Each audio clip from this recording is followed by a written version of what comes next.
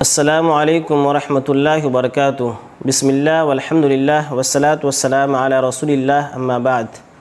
عن عائشہ رضی اللہ عنہا قالت ان رسول اللہ صلی اللہ علیہ وسلم لا تسبوا الاموات فانہم قد افضوا الی ما قدموا، رواہ البخاری۔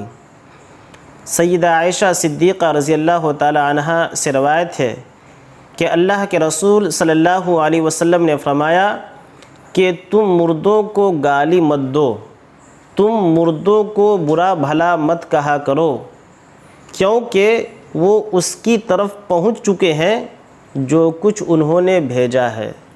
محترم ناظرین، گالی دینا ایک قبیح فعل ہے، چاہے زندوں کو دی جائے یا مردوں کو، مسلمان کو یا کافر کو۔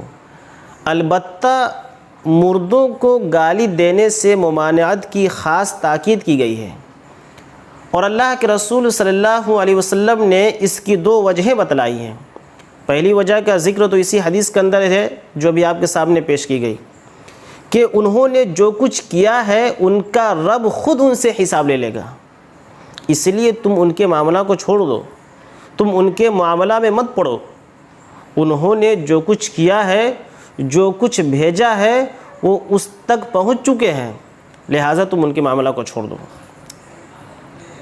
اور دوسری وجہ اللہ کے رسول صلی اللہ علیہ وسلم نے یہ بتلائی ہے کہ مردوں کو گالی دینے سے زندوں کو تکلیف ہوتی ہے۔ مردے کے جو رشتہ دار ہوتے ہیں، جو ان کے متعلقین ہوتے ہیں، جو ورثہ ہوتے ہیں، جب ان کے سامنے گالی دی جاتی ہے تو انہیں تکلیف پہنچتی ہے۔ چنانچہ اللہ کے رسول صلی اللہ علیہ وسلم نے فرمایا لا تسبوا الاموات فتؤذوا الاحیاء، رواہ الترمذی، کہ تم مردوں کو گالی مت دو کیونکہ ایسا کرنے سے تم زندوں کو تکلیف دیتے ہو، لہٰذا ہمیں اس سے بچنا چاہیے۔ اللہ تعالیٰ سے دعا کرے کہ بار الہ ہم تمام مسلمانوں کو اس قبیح فعل سے بچنے کی توفیق دے، آمین۔ والسلام علیکم ورحمۃ اللہ وبرکاتہ۔